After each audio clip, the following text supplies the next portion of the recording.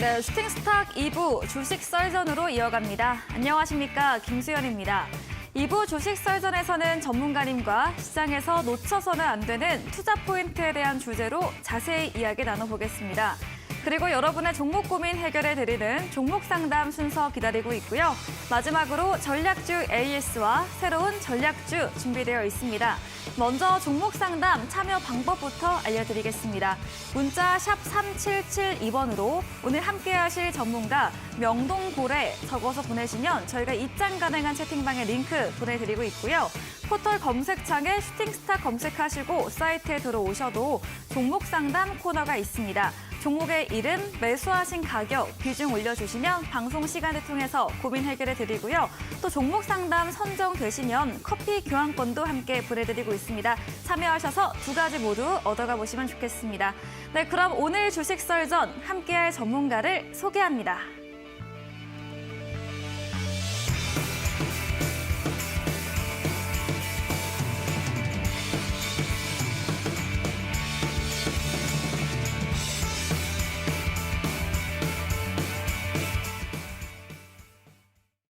네, 주식 썰전 오늘은 투자의 대가 명동고래 전문가님과 함께합니다. 전문가님 어서 오세요. 네, 안녕하십니까. 네, 반갑습니다. 반갑습니다. 네, 그럼 바로 오늘의 강의 주제부터 확인해보고 오겠습니다.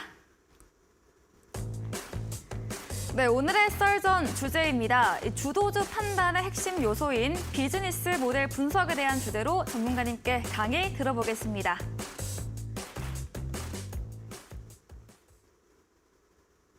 네, 썰전 주제 확인해보고 왔습니다. 주도주, 저번 방송 때는 2차 전지였는데 또 이번에는 어떤 주도주이고 이걸 어떻게 파악하면 좋을지 한번 강의 들어보도록 하겠습니다. 네, 우리가 주도주를 사야 되겠다 이런 생각들을 많이 하죠. 그쵸. 시장에는 이제 많고 많은 네. 별처럼 많은 종목들이 있는데요.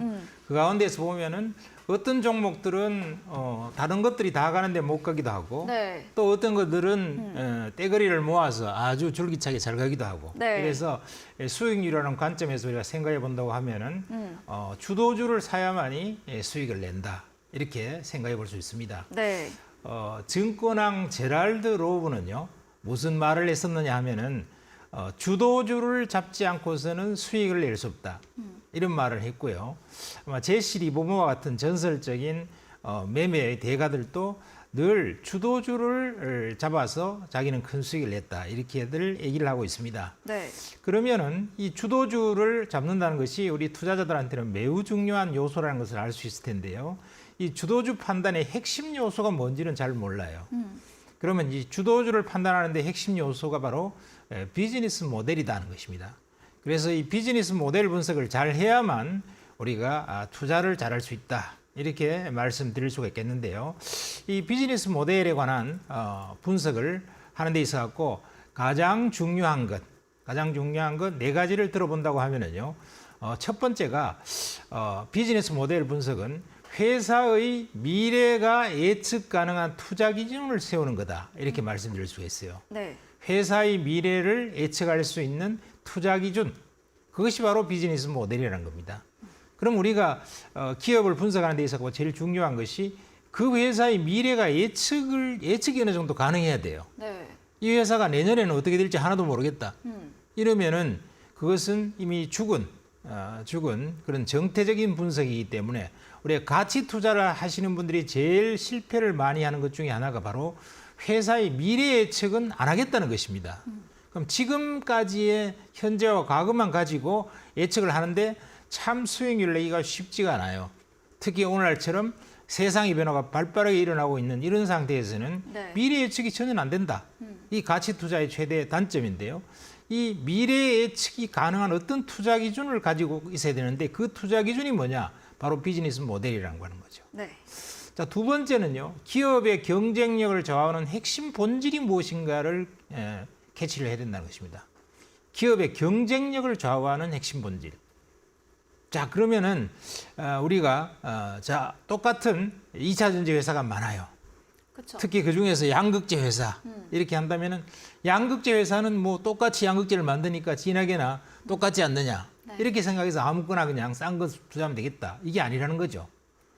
똑같은 양극재 회사가 있어도 그 양극재 회사의 경쟁력을 좌우하는 핵심 본질은 무엇인가 이러면은 바로 거기에서 오랜 경험에서 나오는 기술 수준이다 하는 것이죠. 그러면 이 정밀화학 분야의 고도의 기술 수준을 오랜 경험을 통해서 확보하고 있는 기업이냐 아니냐.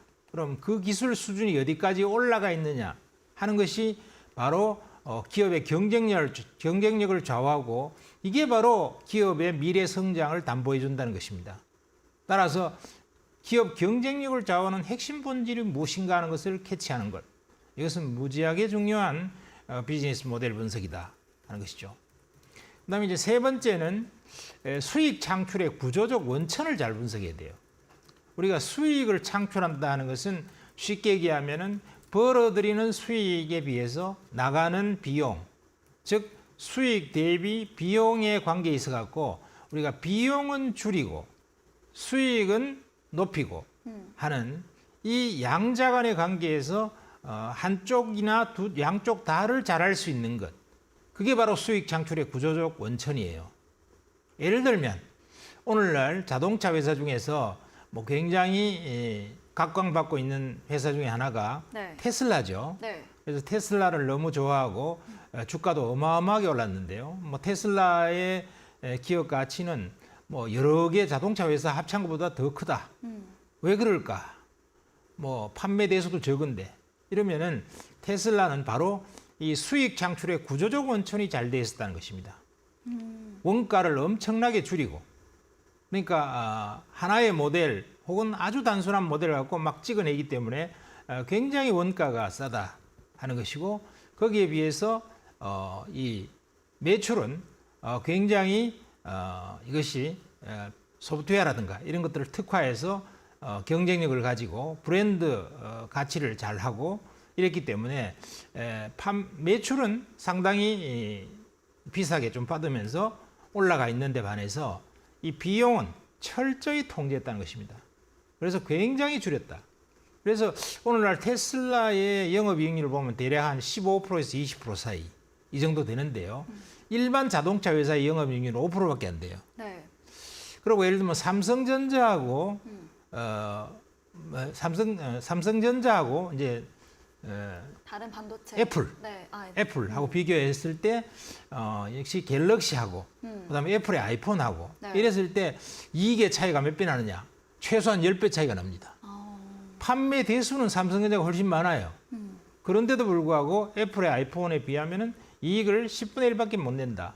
왜 그럴까? 왜 그럴까 이겁니다. 물건은 어떻게 보면 삼성전자가 더 잘 만든다 이렇게도 볼 수 있는데 왜 그러냐 하면은 바로 이게 수익 창출의 구조적 원천인 수익과 비용의 통제 분야에서 애플은 완벽하게 성공했다는 거죠. 애플은 주로 보면 아이폰 품종이 한두 개밖에 없죠. 굉장히 단순하고요. 네. 그걸 폭스콘이라는 회사에다가 하청을 줘갖고 애플 같은 경우는 공장도 없어요. 그래서 하청을 줘서 설계만 자기들이 하고 디자인만 잘 한 다음에 결국은 소프트웨어를 갖다 붙이고 그렇게 한 다음에 한 가지 품종 혹은 두세 가지 모델 정도를 가지고 대량의 생산을 해내고 전 세계에서 가장 물건을 싸게 잘 만들 수 있는 데다가 이걸 받아서 납품을 한다 이겁니다. 그러니까 굉장히 비용이 싸죠. 원가가 엄청나게 낮아지게 됩니다. 그 반면에 이제 소프트웨어라든가 또 여러 가지 디자인, 브랜드 이런 것들을 통합을 잘해서 단가는 되게 비싸게 받아요. 그러니까 수익은 높고 비용은 고도로 통제를 해버렸기 때문에 네. 수익이 굉장히 높을 수밖에 없다 하는 것이죠. 자, 그래서 이 수익 창출의 구조적 원천을 각 기업별로 잘 연구를 해보면은 똑같은 휴대폰을 파는데 왜 어떤 회사는 10배나 이익을 더 벌고 어떤 회사는 10분의 1밖에 이익을 못 버느냐. 또 똑같은 자동차 회사인데 왜 어떤 회사는 영업이익률이 20% 가까이 되고 어떤 회사는 영업이익률이 5%밖에 안 되느냐. 그 차이를 구분해내는 것이 바로 수익 창출의 구조적 원천이라고 볼 수 있는데 이게 바로 비즈니스 모델이다. 네. 것입니다. 그래서 비즈니스 모델을 좋은 비즈니스 모델로 가져간다는 것은 굉장히 중요한 거다. 이렇게 볼 수 있는 것이죠. 네. 자, 그다음에 마지막으로는요. 이 가치 평가보다 훨씬 더 중요한 것이 바로 업의 본질이다 하는 것이죠. 통상적으로 일반 가치 투자자나 일반 투자자들이 기업 분석을 해봐라 이러면은 재무제표를 갖고 열심히 연구해요. 맞아요. 그래서 뭐 매출액, 네, 영업이익, 뭐 순이익, 네. 그다음에 부채가 얼마고, 그다음에 뭐 자산이 얼마다, 자본 총계가 얼마다. 이래갖고 그걸 열심히 하고 막 하면은 어쩌면은 야 이거 분석 잘했으니까 돈 많이 벌 것 같잖아요. 그래서 기업을 샀는데 수익률이 형편없는 경우가 대부분이다 네. 하는 것입니다. 그 왜 그럴까? 그래서 보통 보면 공인회계사들이 주식 투자하고 성공한 사람이 아주 드물어요. 오. 실패한 사람이 훨씬 많습니다. 네. 그건 왜냐하면 과거의 재무제표를 가지고 분석하니까 미래의 수익의 원천이라든가 이런 것들이 개념이 전혀 안 잡힌다는 것이죠. 자, 그래서 마지막으로 결국은 이런 네. 중요한 업의 본질, 가치 평가보다 더 중요한 거 이것을 잘 우리가 깨달아야 되겠다는 것입니다. 자, 그 다음에는요, 좋은 비즈니스 모델을 갖고 있어야 되는데 이게 주가와 비즈니스 모델의 관계가 어떠냐? 주가와 비즈니스 모델의 관계가 어떠냐면은 좋은 비즈니스 모델이 가장 중요하다는 것이죠.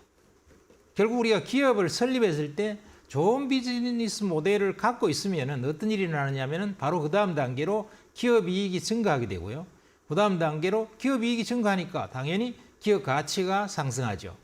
기업 가치가 상승하니까 당연히 결과적으로는 주가가 상승한다. 그래서 우리가 투자에서 하고 가장 중요한 것이 무엇인가? 이렇게 한마디로 물으면은 재무제표다. 이거 아니고요. 가치, 기업의 가치다. 이런 것도 아니고요.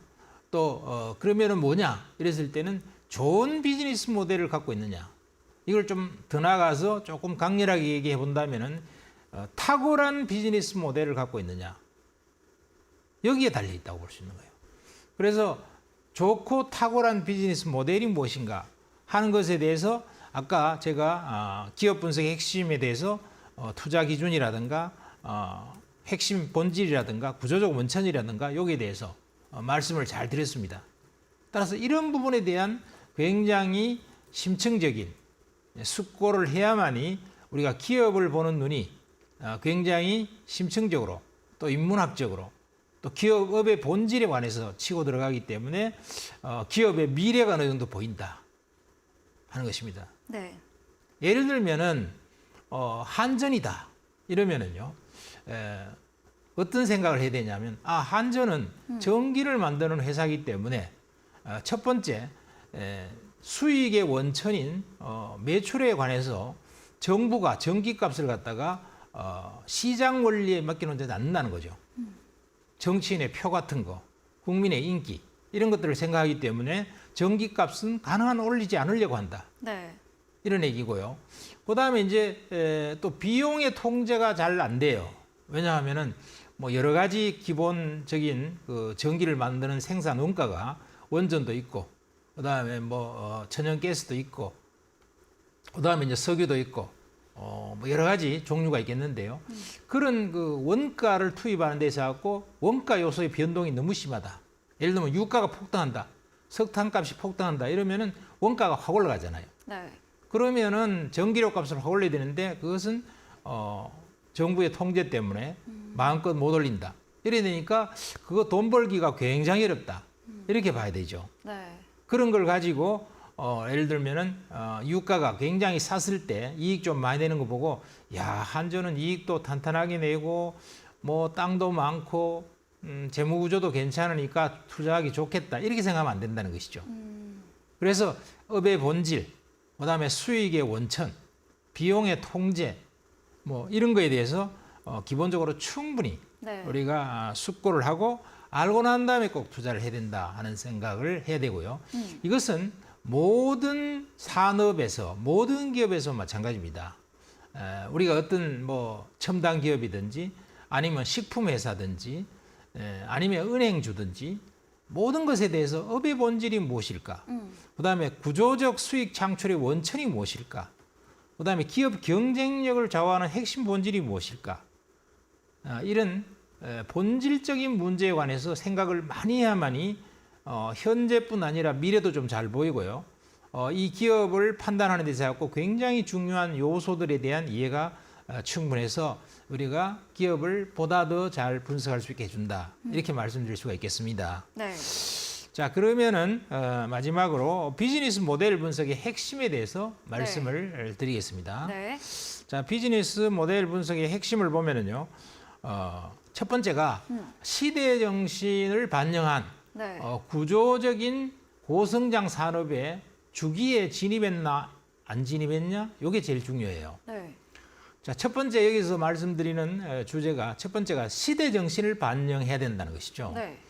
시대 정신에 맞아야 되는데요. 시대 정신에 뒤떨어졌다 혹은 동떨어졌다 이런 왕따 종목이 돼버려요. 그래서 너무나 잘못된 투자를 하게 된다 하는 것이죠. 예를 들면 시대 정신이 네. 전부 다 친환경 쪽으로 자가고 있는데 네. 매연을 엄청 뿜어내는 석탄 이런 뭐 걸. 이런 네. 거 석탄 산업을 지금 한번 네. 해볼까? 이러면 안 되는 것이죠. 그렇죠. 이 시대 정신과 너무 동떨어졌다는 것입니다. 자, 시대 정신이 가고자 하고 있는 것, 그쪽의 길에 맞추어서 우리가 종목이나 산업을 선정해야 된다는 것인데, 네. 그러면 이제 또 시대 정신 반영하면 되냐? 그것도 아니에요. 시대 정신을 반영하게 되면 당연히 따라오기는 것이긴 하지만 구조적 고성장 산업 주기에 진입했냐? 이게 중요하다는 것입니다. 여기서 몇 가지 인수분해를 해보죠. 첫 번째가 구조적인가 하는 것입니다. 구조적. 이익을 내는데 일시적으로 이익은 팍 냈다가 갑자기 이익이 푹 줄어들어 버려요. 그러면은 그것은 구조적이지가 않죠. 그럼 장기 투자를 하면 안 됩니다. 모멘텀 투자를 해야 되죠. 그 다음에 고성장 산업 주기에 들었나? 고성장 산업 주기에 들어가야지 주가가 크게 날 수가 있지요. 만일에 저성장 산업 주기에 접어들었다. 이러면은 크게 날 수가 대단히 없습니다. 요즘으로 따지면 이제 스마트폰 관련 부품 사업을 한다. 이런 것은 참 이제 고성장 산업 주기에 들어가기 어렵죠. 왜냐하면 스마트폰은 이미 성숙된 산업입니다. 그래서 뭐 스마트폰 한두 개씩 안 가지고 있는 사람은 거의 찾아보기 힘들죠. 네. 그러면은 이제 굉장히 성숙된 단계를 지난 산업이기 때문에 수익 내기 어렵다. 대표적인 것이 통신업종 같은 거죠.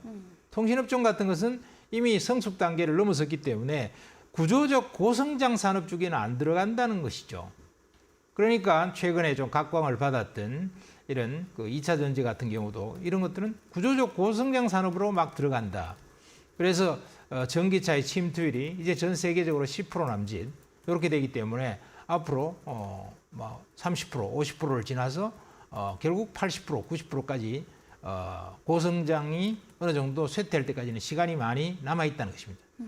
그러니까 이런 산업에 초기에 빨리 들어가야지 우리가 수익을 잘 낼 수 있다 하는 것이고, 또 너무 빨리 들어가서 아직 개념 정립도 안 됐고 산업화가 되지도 않았는데 들어가게 되면은 일시적으로는 뭐 재료빨로 확 올라갈 수 있겠지만 결국 주가는 폭락을 면치 못하게 된다는 것입니다. 우리가 대표적인 게 메타버스 같은 거죠. 메타버스를 한다 이래갖고 앞으로 메타버스 세상이 올 거다 이래서 메타버스 관련주들이 주가가 막 몇 배씩 급등했지만 그다음에 메타버스 세상이 와도 돈을 별로 벌지를 못해요. 그래서 산업의 고성장 산업 주기에 들어가지를 못했다는 것입니다. 그래서 이 산업은 고성장 산업 주기에 들어가나 안 들어가나 그걸 갖다가 여러 가지 징후로 잘 캐치해야 된다는 것이고요. 두 번째는 차별화에 의한 기대 매출 성장력을 우리가 잘 생각해야 된다. 자, 우리가 기대해볼 수 있는 매출액의 성장, 즉 매출이 많이 늘어야지요. 수익이 많이 늘 수 있는 건데 매출액이 많이 늘려면 차별화 전략이 있어야 된다는 겁니다. 남과 달라야지 물건을 많이 팔 수 있죠. 남하고 똑같으면 물건을 잘 팔 수가 없다. 그러면 그 차별화의 포인트가 돼 있는 기업, 돼 있는 산업, 돼 있는 섹터 이런 것들이 결국은 크게 오를 수가 있다. 이렇게 말씀드릴 수가 있죠.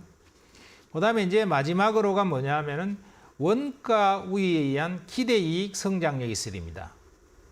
자, 그래서 저는 참 놀랍다 이렇게 생각하는 것이 일론 머스크는 가끔 가다가 헛소리도 하고 이러지만은 네. 참 천재구나.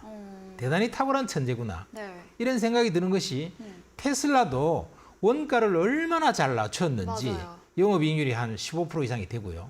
일반 자동차보다는 한 3배 높아요. 그다음에 스티브 잡스도 대단한 천재라는 것이 알 수 있는 것이 공장을 하나도 안 가지면서 전부 하청을 다 줬다. 그리고 제품을 단일화했다. 그래서 비용을 전 세계에서 뽑아서 가장 좋은 부품인데 물건을 싸게 만들 수 있는 곳을 섭외를 해서 물건을 받았다. 그러다 보니까 원가를 엄청나게 통제할 수 있었다. 이런 천재들도 사업가로서 크게 성공하려면 이렇게 비즈니스 모델에 있어 갖고 중요한 원가 구조에 관한 거, 원가 우위에 관한 거 이런 것들에 대한 발상을 잘하더라는 겁니다. 예를 들면 테슬라 같은 경우는 또 스페이스X라는 그런 우주 회사를 갖고 있죠. 뭐 다른 그 나사에서 그 우주 위성을 갖다 쏴도요 비용이 어마어마하게 드는데 반해서 이 테슬라는 한 번 발사하고 나서 그냥 버리지를 않고 재활용 위성 사업을 했다. 그러니까 위성을 갖다가 재활용을 계속하니까 얼마나 싸겠습니까? 네. 10분의 1 원가의 위성을 발사해갖고 수익성 있게 만들어냈다. 그러니까 천재가 다 사업 성공하는 게 아니고요. 천재인데 사업 실패하는 사람 많습니다. 그런데 이렇게 일론 머스크 같은 거는 천재면서 사업가 기질이 탁월해서 원가 우위에 의한 기대 이익 성장력을 확보했다는 것입니다. 이런 것들이 전부 다 비즈니스 모델이 가장 중요한 것이고요. 네. 여러분들이 기업 분석, 산업 분석을 할 때 또 여러분들이 직접 장사를 하거나 기업을 운영할 때도 이런 구조적인 비즈니스 모델에 관한 것을 반드시 깊이 숙고를 다심에 투자를 하시면은 보다 정확한 투자를 하실 수가 있을 거다. 이렇게 말씀드릴 수 있겠습니다. 네, 주도주 판단 핵심 요소, 비즈니스 모델 분석을 잘해야 한다 말해주시면서 이런 비즈니스 모델 분석의 이 수익 창출 원천 부분에서 테슬라나 애플 기업 계속 예시 주시면서 이런 투자법이 바탕되는 부분 자세히 이야기 들어봤습니다. 강의해주신 명동고래 전문가님에게 방송 이후에도 더 많은 이야기, 전략을 듣고 싶으시면 문자 샵 3772번으로 명동고래 적어서 보내시면 저희가 입장 가능한 채팅방에 링크 보내드리고요. 화면 하단에 QR코드도 보이시죠? 휴대폰 카메라 대시면 입장 가능하니까요. 들어오셔서 더 유익한 정보들 많이 얻어가 보시면 되겠습니다. 그리고 저희 방송 직후입니다. 오늘도 9시부터 명동고래 전문가님께서 무료 온라인 공개 방송 예정 중에 계십니다. 공개 방송에서는 전문가님이 또 어떤 이야기 해주실까요? 네, 오늘 공개 방송에서는요 네. 주도주의 공략과 매매 기법에 대해서 네. 요즘 뭐 사실 인공지능 주식도 그렇고 그다음에 로봇 주식도 그렇고 2차전도 그렇고 급등락이 최근에 굉장히 심했죠. 네. 이런 변동하에서 우리가 투자를 어떻게 될지 매매를 어떻게 될지 상당히 헷갈리시는 분이 참 많고 이러는데 이런 주도주에 대한 공략과 그다음에 매매 기법에 대해서 어떤 식으로 우리가 투자 임하는 게 좋겠는지 거기에 대해서 좀 말씀을 드려보도록 하겠습니다. 네, 오늘 썰전에서 다루었던 주도주에 대해서 이런 바탕으로 주도주 전략주, 시장 급등락 속에서 매매 기법에 대한 주제로 이야기해 주신다고 합니다. 포털 검색창에 슈팅스타 검색하시고요. 사이트에 들어오시면 명동고래 전문가님 사진 바로 아래 방송 입장 가능한 버튼이 있습니다. 클릭하시고 9시부터 들어오시면 되겠습니다. 저희가 또 준비된 이벤트도 있습니다. 마지막 코너 도전 상한가에서 전략주에 대한 힌트를 알려드리고 있죠. 힌트를 듣고 정답을 아시는 분들도 9시 무료 온라인 공개 방송에 들어오셔서 채팅창에 정답을 올려주시면 추첨 통해서 커피 교환권도 보내드리겠습니다. 네, 오늘 썰전 주제 정리해보고 돌아오겠습니다.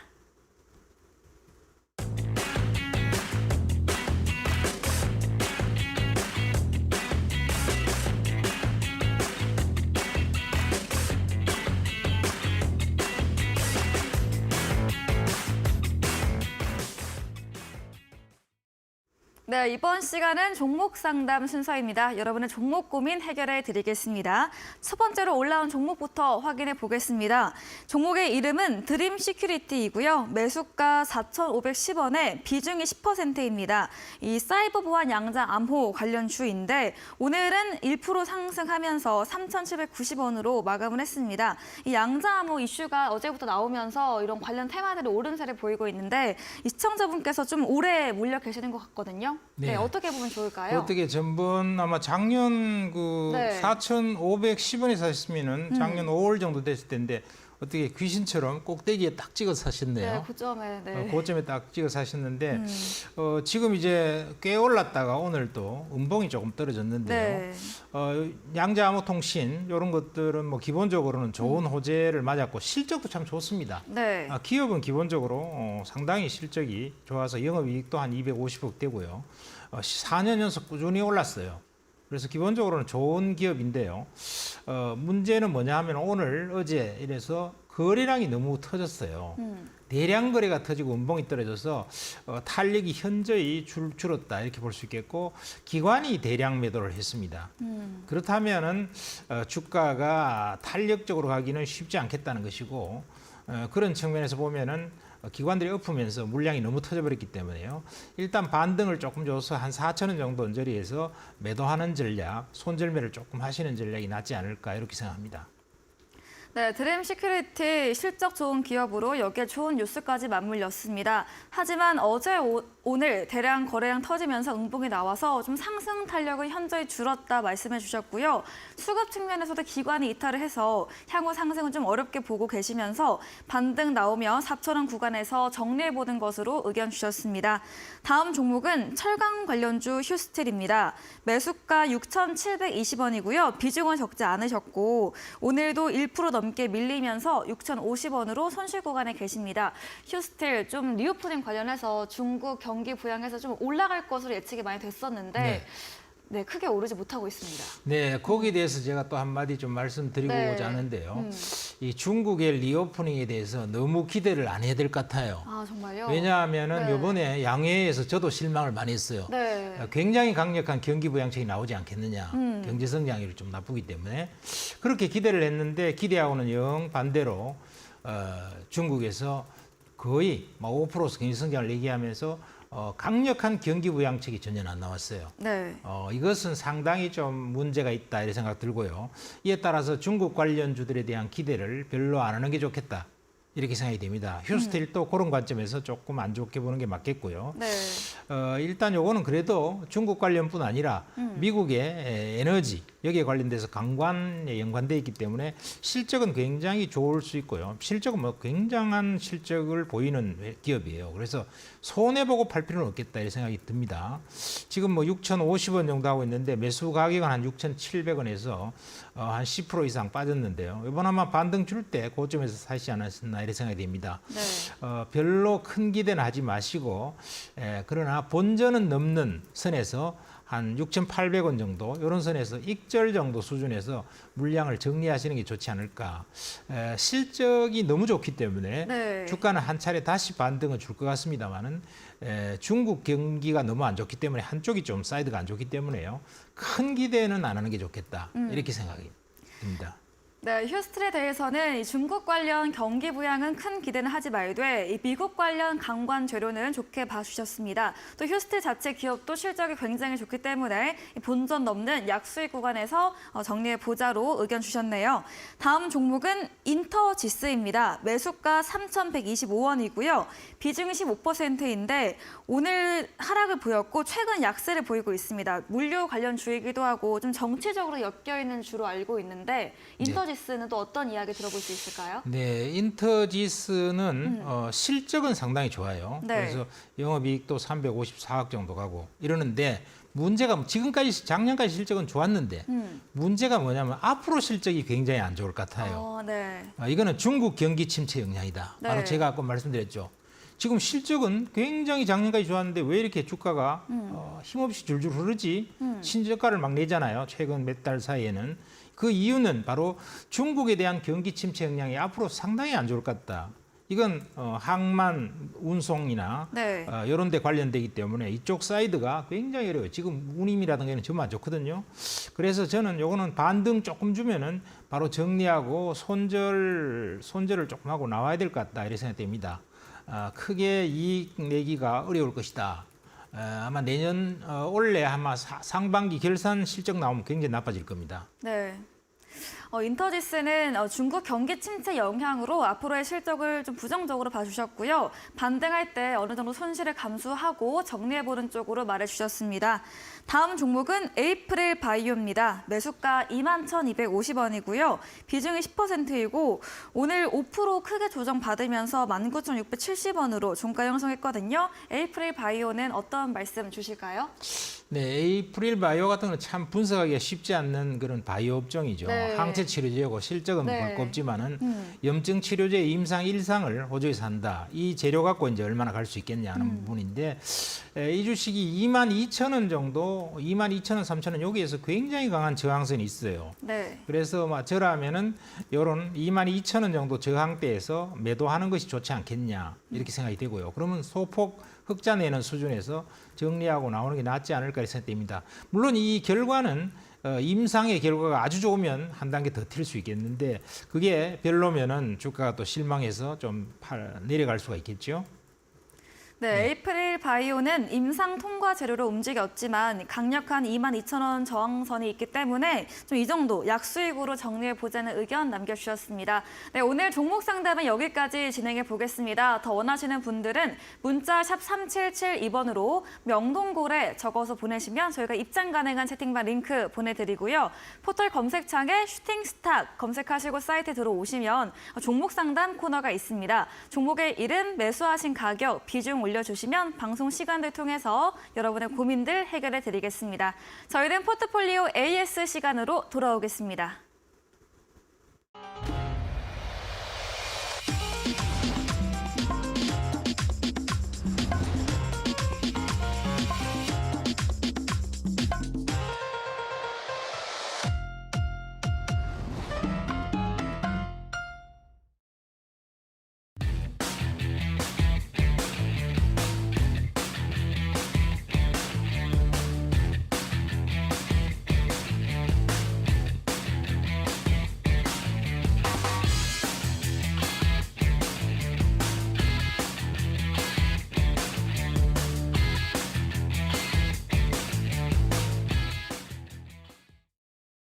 네, 이번 코너는 전략주 AS 시간입니다. 전문가님께서 방송 중에 추천드렸던 종목에 대해서 또 어떤 전략이 필요할지 AS 받아보겠습니다.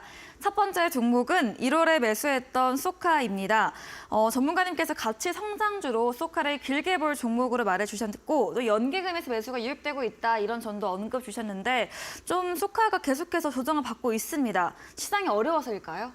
네, 시장이 어려운 측면도 있고 좀 주도주 맥락이 조금 안 맞는 그쵸. 것 같아요. 네. 지금 주도주들은 뭐 2차 전지나 AI나 인공지능이나 로봇이나, 로봇이나 딱 네. 그거 아니면은 못 가는 네. 그런 장이 전개되고 있어서 너무 쏠림 현상이 심하다 보니까 실적이 좀 좋아지는 거 이런 형태의 가치주는 좀 인기가 없는 것 같습니다. 네. 연기금이 그냥 한 두 달 이상 계속 샀는데도 불구하고 주가가 조금 오르다 말아버렸네요. 그러나 장기로 보면 괜찮겠다 이렇게 생각되는데 사실은 다시 매수를 제가 말씀드린 가격 수준까지 와버려 갖고요. 좀 매력은 조금 떨어졌네요. 네. 떨어져서 이게 주도주를 잘 교체 매매를 할 수 있겠다 싶은 분들은 조금 반등률에서 매도를 할 수 있을 것이고 아니면은 조금 장기로 가져가면 이건 분명히 시세가 날 수 있는 그런 종목이기 때문에 길게 뭐 포트폴리오 비중이 크지 않는다면은 길게 가져가는 것도 괜찮겠다 이렇게 생각이 됩니다. 네, 소카 이 유행 주도 테마에서 소외받고 있어서 주가의 상승 기지개는 보이지 못하고 있습니다. 하지만 장기적으로는 분명히 시세 날 종목으로 이렇게 길게 홀딩으로 의견 주셨습니다. 다음 종목은 2월 6일에 매수했던 에코프로 HN입니다. 월, 화, 수 급등세를 보이고 전문가님께서 지난주에도 보유 의견 주셨습니다. 실적이 가파르게 정말 좋아지고 있는 기업으로 설명 주셨는데 에코프로 HN 수익률 65% 달성을 했습니다. 어떻게 하면 좋을까요? 네. 자, 이 에코프로 HN은 뭐처럼 제가 추천을 드려갖고 상한가를 한번 먹고 아니, 다른 종목도 다 두 자릿수 수익률이 내셨어요. 좀 더 올라가서 좀 네. 좋았는데요. 네. 어쨌든 이것도 이제 그런 2차 전지나 지금 인공지능이나 로봇 요 테마에 속하지 않다 보니까 환경관리주인데 조금 또 주춤거리고는 있는데요. 그러나 기업은 참 좋아지고 있어요. 더군다나 또 에코 프로그룹이고 이래서 장기적인 관점에서 보면은 참 괜찮은 주식이다. 특히 주봉 같은 데 보면 아직도 주가가 옛날에 20만 원 정도 했었는데 네. 아직도 지금 6만 8천 원 수준이니까 고점 대비하면 엄청나게 싼 것이고요. 또 환경관리주나 뭐 탄소 배출권 이런 것들은 결국 유럽에서부터 앞으로 환경 문제가 일어날 때마다 대두될 거기 때문에 장기 투자를 하실 분들은 장기 투자로 가져가도 좋겠다 이렇게 생각합니다. 네, 코프로H는 20만 원 고점 대비해서는 여전히 이런 저렴한 구간에 있습니다. 탄소 배출 등 친환경 부분은 앞으로도 산업 전망이 밝기 때문에 장기 투자로 여전히 보유로 의견 남겨주셨습니다. 다음 종목은 2월 13일에 매수했던 KPF입니다. 역시 가치주로 수익률 25% 달성을 해서 지난주에 전문가님께서 수익 매도 의견 해보고 또 실적이 좋기 때문에 길게 봐도 좋다 이런 이야기 주셨는데 KPF는 어떤 이야기 또 해주실 건가요? 네, KPF도 실적은 참 좋은 주식이죠. 네. 이것도 참 좋은 주식인데 지금 실적 가치주들이 별로 인기를 좀 못 끌었어요. 네. 주가의 탄력은 그렇게 크진 않습니다만 그래도 어쨌든 이것도 추천드리고 나서 조금 있다가 바로 상한가 한번 먹었죠. 네. 먹었는데 그래서 일단 목표치에는 네.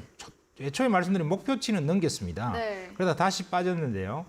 그러나 이런 것도 뭐 장기로 가져가시는 분도 장기로 가져가시는 분 장기로 가져도 좋다 생각합니다. 네. 왜냐하면 SBB 테크라고 하는 로봇주. 이 로봇 관련 굉장히 그 하모니 로봇 이래서 가속기를 갖다가 감속기를 생산하는 회사인데 앞으로 굉장히 성장성이 높은 그런 기업이기 때문에 네. 이런 것들에 대한 자산 가치도 있고 본 기업도 실적이 좋으니까 굳이 팔 필요는 없을 수 있다 이렇게 생각이 됩니다. 네, KPF 실적 좋고 이 SBB테크 로봇 관련주 이런 주가 자본도 있기 때문에 역시나 길게 좋게 의견 주셨습니다.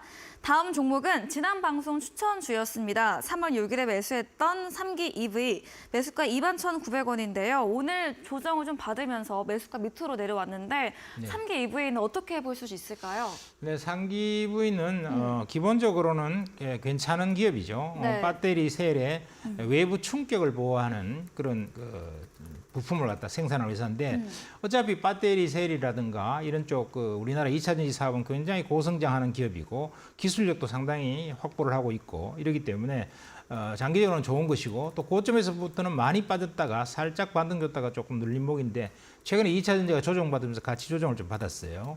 그래서 이런 것들은 뭐 보유 전략으로 가져가도 좋지 않을까 생각이 들고 기술력도 있고 실적도 괜찮은 편이기 때문에 또 주가 수준도 굉장히 낮은 선에 있죠. 그래서 보유 전략으로 가져가도 좋다 이렇게 생각합니다. 네, 3기 EV 최근 2차 전지들이 좀 조정을 받으면서 3기 EV 역시도 같이 조정을 받았습니다. 그러나 기업 자체 실적이 좋고 기술력 있는 업체인 만큼 장기 보유로 홀딩 의견으로 정리해 보겠습니다. 다음 종목은 2월 27일에 매수했던 TI 동일입니다. 2차 전지 알루미늄박 제조 기업으로 전문가님께서 좀 증권가 오늘 긍정적인 리포트도 있으면서 주가가 강세를 보였습니다. 장중 28% 급등을 했고요. 종가도 18% 넘게 상승하면서 마감을 했습니다. 네, TI 동일이 잘 갔습니다. 네. 네. 오늘 상한가 갔으면 좋았을 건데 네, 살짝 아쉽네요. 아주 살짝. 28%까지 갔죠. 네. 조금만 더 갔으면 좋았을 건데 어쨌든 이 DI 동일이 오늘 유진투자증권에서 말이죠. 네. 너무나 지나치게 저평가된 종목이다. 이렇게 해서 분석이 네. 나왔더라고요. 그래서 35,000원까지는 충분히 갈 주식이다 이렇게 했는데 오늘 오전장에서는 코스피 상승률 1위였어요. 이게. 네. 그래서 상당히 좋았었는데 어쨌든 이 회사는 실적도 참 좋고 배터리용 알루미늄 박을 생산하는데 4년 연속 실적이 꾸준히 좋아요. 그러니까 팔 필요가 별로 없죠. 사실 오늘은 목표 가격에 넘겼습니다. 25,000원 전번에 목표 가격 그랬는데 오늘 장중에 26,500원 갔기 때문에 매도 네. 목표 가격에 넘겨버렸는데요. 뭐 그럼에도 불구하고 굳이 조금 안 파신 분들은 보유 전략을 유지하시는 게 좋겠다. 오늘 뭐 목표 가격에 파신 분들은 수익률 한 30% 가까이 내서 수익률 냈으면 됐을 거고요. 자, 그럴 것 같습니다. 그리고 퍼도 한 10배 수준의 PBR 0.8배니까 굉장히 앞으로도 실적은 좋아지는 기업은 맞습니다. 특히 라인 증설 때문에 2025년부터는 실적이 본격적으로 굉장히 많이 상승한다 그러네요. 그러니까 더 올라갈 수 있기 때문에 보유도 의견 주신 거죠? 그렇죠. 뭐 오늘 목표 가격을 넘겼기 때문에 네. 오늘 파신 분들은 뭐 다시 사라는 소리 안 하는 거죠. 네. 그다음에 갖고 있다면 그냥 더 네. 갖고 가셔도 되겠다 이렇게 생각합니다. 네, DI 동일 유진투자증권에서 저평가 종목으로 긍정적인 리포트 나왔습니다. 오전장에서 코스피 상승률 1위 기업이었다 전문가님께서 말씀해 주셨고요. 목표 수익률 넘겼지만 아직 차익 실현하지 못하신 분들은 계속해서 더 보유로 수익 챙겨봐도 된다고 이렇게 정리해 보도록 하겠습니다. 다음 종목은 2월 20일에 매수했던 엠플러스입니다. 매수가 11,570원이고요. 최고가 수익률 12% 넘겼던 종목인데요. 엠플러스는 또 어떤 이야기 들어볼 수 있을까요? 네, 이 엠플러스는 2차 전지 관련주죠. 네. 그래서 주가가 조금 빠졌는데요. 이 주가가 좀 빠졌지만은 엠플러스 같은 경우에는 크게 염려하실 필요는 없다 이렇게 생각합니다. 왜냐하면은 엠플러스가 크게 염려할 필요가 없는 이유는 기본적으로는 이게 상당히 성장할 수 있는 파우치형 이런 쪽에 그 장비 회사이기 때문에요. 네. 파우치형은 앞으로 시간이 갈수록 계속 좋아질 수밖에 없는 그런 구조를 갖고 있는 기업이다. 이렇게 말씀을 드릴 수가 있어요. 자, 여기 차트가 나오고 있는데요. 이 차트를 보시면은 조금 빠졌죠. 최근에 조금 빠졌는데요. 염려할 바는 별로 없다. 이렇게 말씀드릴 수 있습니다. 왜냐하면 이제 파우치형은 이제 시작이죠. 2차 전지 시작 단계로서 앞으로 시장성은 굉장히 크고 시간이 갈수록 고성능의 어떤 배터리를 장착해야 되는데 그러려면은 파우치형으로 이제 주로 가야 된다는 것이고 거기에 대해서 미리 좀 가 있다 보니까 요게 실적이 약간 뒤따라가는 측면이 있습니다. 작년까지 실적 안 좋았고요. 네. 올해부터 실적이 좀 좋아지는데 파우치형은 갈수록 실적이 좋아져요. 그래서 시간을 좀 길게 보면은 굉장히 좋아질 기업이다 이렇게 생각합니다. 네, 엠플러스 마찬가지로 2차 전지 테마로 주가는 빠졌지만 염려할 필요 없다 이야기해 주셨습니다. 이 파우치형 장비 회사로 앞으로의 성장성 좋고 실적도 올해부터 앞으로 계속해서 긍정적으로 봐주셨습니다. AS 도와주신 명동고래 전문가님에게 방송 이후에도 더 자세한 많은 정보를 얻고 싶으시면 문자 샵 3772번으로 명동고래 적어서 보내시면 저희가 입장 가능한 채팅방에 링크 보내드리고 있습니다. 이제 방송 직후입니다. 또 오늘 9시부터 명동고래 전문가님이 무료 온라인 공개 방송도 준비 중에 계십니다. 공개 방송에서는 어떤 이야기 또 들어볼 수 있을까요? 네, 공개 방송 아까 말씀을 드렸다시피 요즘 네. 이제 주도주들이 인공지능, 로봇, 2차 전지에서 막 날뛰고 네. 주가도 뭐 이렇게 하루 올랐다가 하루 또 폭락했다가 난립니다. 그래서 이렇게 변동성이 심해지고 이러는데 이거 과연 끝난 것인지 또 앞으로 좀 조정받아 또 갈 것인지 거기에 대해서 판단을 어떻게 할 것이냐. 이 주도주의 공략법, 그다음에 또 매매에 대한 기법에 대해서 어떻게 우리가 대할 것인가 하는 매매 전략에 대해서 한번 말씀을 좀 드려보도록 하겠습니다. 네, 변동성 큰 시장 안에서 이런 주도주들의 향방은 어떻게 될지 매매 기법에 대한 주제로 이야기해 주신다고 합니다. 포털 검색창에 슈팅스타 검색하시고요. 사이트에 들어오시면 첫 화면에 명동고래 전문가님 사진 바로 아래 방송 입장 가능한 버튼이 있습니다. 클릭하시고 9시부터 참여해 보시면 되겠습니다. 저희 다음 코너 도전 상한가에서 전략주에 대한 힌트를 알려드리고 있습니다. 힌트를 듣고 정답을 아시는 분들도 9시 명동고래 전문가님의 무료 온라인 공개 방송에 들어오셔서 채팅창에 정답을 올려주시면 저희가 추첨 통해서 커피 쿠폰도 함께 보내드리겠습니다. 마지막 코너 도전 상한가로 돌아오겠습니다.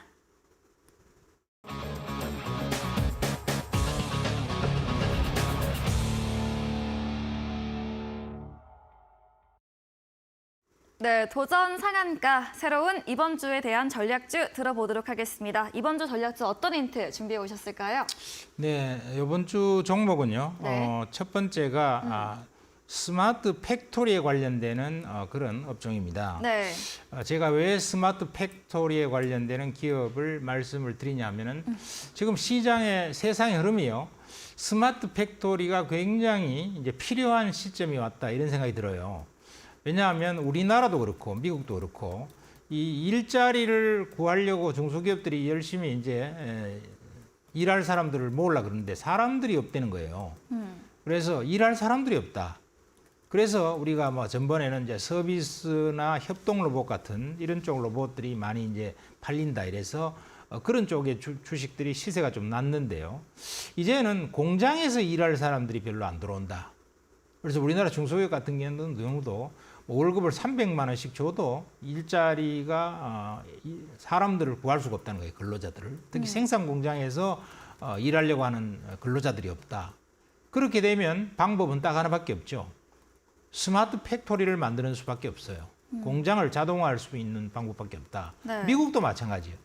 미국도 근로자들이 노동자들이 일하러 또 오지를 않는다는 것입니다. 그래서 지금 굉장히 일자리가 이제 심각하게 사람을 못 구한다. 네. 이런 것들이 이제 보편화되고 유럽도 마찬가지다. 이렇게 되니까 결국은 지금까지는 서비스 협동 로봇에서 좀 로봇 산업이 이렇게 있었는데 앞으로는 스마트 팩토리가 상당히 인기를 끌지 않겠냐 이렇게 생각을 해볼 수가 있을 것 같습니다. 네. 그래서 오늘 이 종목을 준비를 해봤는데요. 네. 지금은 이제 인공지능도 상당히 이제 챗 GPT 때문에 발전을 좀 했고, 그 다음에 공장이 자동화되려면 통신도 좀 발달돼야 되고, 그 다음에 또 이걸 잘 연결할 수 있는 연결 시스템도 잘 돼야 되고, 그 다음에 로봇 시스템이 또 잘 장착이 돼서 이게 생산량이 효율적으로 잘 될 수 있도록 통합할 수 있는 이런 종합적인 솔루션 시스템이 필요하지 않겠냐 이렇게 생각되는데 이 회사는 마침 그런 스마트 팩토리에 이런 필요한 이런 토탈 솔루션을 갖다가 제공하는 그러한 회사다. 그러니까 상당히 각광받을 수 있지 않겠느냐 이렇게 생각이 됩니다. 그다음에 두 번째는 이 회사는 무차입 수준의 굉장히 우량한 재무 구조를 갖고 있다는 것이죠. 무차입 수준이다. 그러니까 거의 뭐 부채가 별로 없다는 것입니다. 그리고 유보율이 무려 4,000%에 달한다. 사실 유보율 4,000%에 달하는 기업은 많지 않거든요. 네. 굉장히 우량한 기업이다. 이렇게 볼 수 있는 것이고요. 그다음에 세 번째는 이 회사가 가지고 있는 차별화된 경쟁력이라고 하는 것은 스마트 팩토리 구축에 필수적인 솔루션, 소위 HMI 분야에서 토탈 솔루션을 구축할 수 있는 기업이다 하는 것입니다. 그럼 HMI라는 것은 뭐냐 하면은 휴먼 머신 인터페이스. 그래서 네. 인간과 기계가 서로 상호작용하는 시스템을 말합니다. 즉 우리가 이제 여러분들이 스마트 팩토리 이러면 공장 자동화 이런 개념을 갖고 있을 텐데요. 어떤 공장에 들어가 봤을 때 사람은 별로 없고 공장이 기계로만 빙빙 돌아간다. 그러니까 야 이거 뭐 효율적이겠다 이렇게 생각하시겠지만 그것만 갖고는 안 된다는 것입니다. 이것은 이 HMI 시스템이라고 하는 것은 기계와 인간이 상호관계를 가지면서 의사소통이 리얼타임으로 된다는 것입니다. 네. 예를 들면 공장에 들어갔는데 이 공장에서 무슨 오류가 있는지 고장이 좀 나려고 하는지 물건이 몇 개가 생산되는지 수율이 몇 %인지 이런 모든 것을 실시간으로 파악해서 컴퓨터 시스템의 화면에서 리얼타임으로 다 보여준다는 것이죠. 그러면 내가 공장을 갖다가 제어를 하는데 네. 딱 봤을 때 현재 불량률이 현재 몇 개 나오고 있고 수율이 얼마 잡히고 있고 물건 하나를 생산하는데 시간은 얼마 걸리고 하자는 어떻고 이런 것들을 실시간으로 정체적인 공장을 완전히 꿰뚫어서 이렇게 볼 수 있다고 하면은 그게 제대로 된 공장 자동화, 제대로 된 스마트 팩토리죠. 네. 그냥 기계가 알아서 네. 물건을 갖다가 막 찍어내면서 그냥 이렇게 좀 찍어내 준다든가 이런 거는 네. 뭐 기계가 몇 개 찍어냈는지 뭐 잘 찍어냈는지 안 찍어냈는지 하자가 몇 개인지 이런 거는 또 모르잖아요. 네. 그건 또 사람의 손이 또 가서 조사해보고 알아보고 뭐 이래야 되는데 이 모든 것을 실시간으로 즉각 알아낼 수 있도록 하는 토탈 솔루션이라고 하는 것은 그야말로 공장 자동화, 스마트 팩토리의 끝판왕인 거죠. 네. 그래서 그 정도쯤 가야만이 제대로 된 거다 볼 수 있는데 이 회사가 그걸 할 수 있어요. 그러니까 제대로 된 공장 자동화, 스마트 팩토리가 할 수 있는 그런 기업인데 실적도 대단히 좋고 무차입이고 그다음에 필수적인 이런 시스템을 공급해서 실적도 좋아지고 있기 때문에 영업이익률도 무려 20%가 넘습니다. 29%이기 때문에요. 이런 회사는 좀 장기로 보유해서도 굉장히 수혜를 받으면서 좋아지지 않을까 네. 이런 생각을 합니다. 네, 썰전에서 말씀해 주셨던 이런 시대 정신, 스마트 팩토리가 필요한 시점이 왔다. 인구 감소와 고용 인건비 증가하면서 공장 자동화 산업 재료와 함께 유보율 4,000%를 우량한 기업이고요. HMI 분야에서 토탈 솔루션 구축할 수 있는 기업으로 이렇게 전략적 힌트까지 들어봤습니다. 오늘 같이 진행해 주신 명동고래 전문가님에게 방송 이후에도 더 자세한 전략을 듣고 싶다면 문자샵 3772번으로 명동고래 적어서 보내시면 저희가 입장 가능한 채팅방 링크 보내드리고요.